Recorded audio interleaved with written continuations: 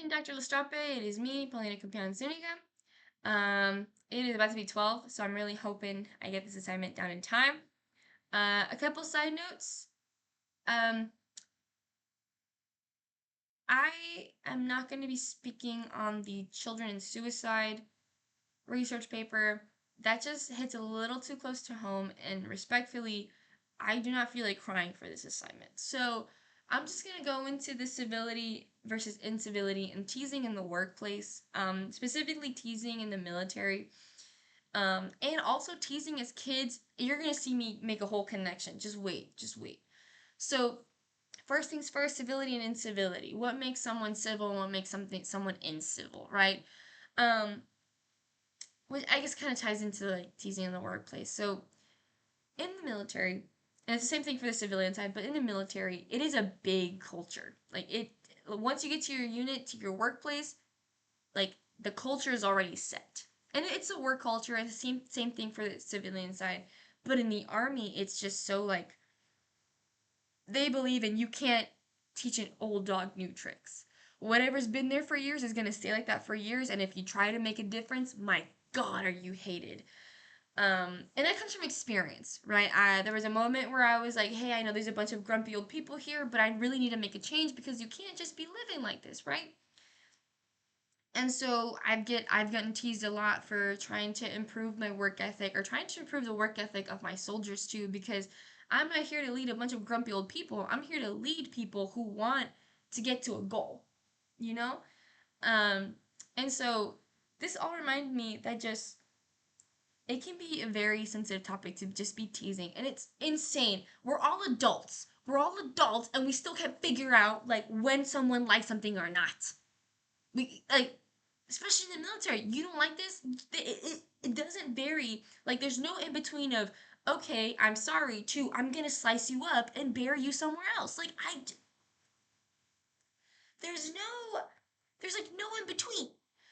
And that's what's scary, about a workplace. And we set all these rules, we set all these like programs where it's like if you feel uncomfortable, you can report it, see something, say something, hear something, say something. And it's like, my God, there's like no in between, especially in the military, which is the scary part. Leading, trying to change a culture, and you just know you're in a very dangerous situation. So that's where it kind of becomes subjective to me when it comes to reading these things, because it's like there it's really difficult to tell when someone has a thick skin and when someone does not have a thick skin. And I really wish there was like a basis for, you know, humanity to kind of stay on, like, hey, maybe we should not joke about this. We should not talk about this. Maybe we should be careful when it comes to that situation. And I know we've tried a lot of times, but it's just people, adults. I don't get it. But yeah, that's my whole thing on when I was reading these things. I was like, that's my whole thing on teasing, like especially in the military. Like, there's no in between. It's like you didn't like this. I'm sorry to you're dead, and that really it's not good. Now in the civilian side, when it comes to teasing, when I read that vignette, like, hey, like the coworker says this, and I always giggle and stuff like that. That's where it comes to me, where it's like, well, why don't you? And I know they're worried about, like, hey, maybe I'm being too little about this, or maybe not too little. I'm being too sensitive about this and stuff like that. But genuinely, like,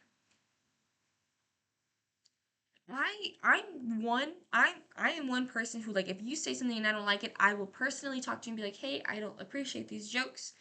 You can say them to other people if they like it, but not to me. It doesn't make me feel comfortable, you know. And in the civilian side, I'm really safe on saying that. In the military, it's very different, a very different conversation that needs to happen. But I would like I'm one person who goes up to them, talks to them. I think that's what we need to do as a society, is really just kind of be more confrontational, and in a professional way, not being like, you said this about me and now it's over. Like, just kind of having the simplicity, that simple conversation, like, I don't like this. At least you voiced your concern. And this is where I think that people need to stop caring about whether they're too sensitive or they're not too sensitive. I've definitely been in the situation where I'm the person that's being insensitive, and this person cannot handle what I'm joking about, and I'm like, okay, maybe I need to slow down. Again, I'm just a mature, level headed person. So I don't know what it takes for someone to be like that. I really don't. But anyway, I go back to like reading all these things and how teasing as kids was like a whole thing. Like, why was it that if I liked somebody, I was gonna tease them about something? What was the whole like? I want to read a research paper about that. I should probably look into that.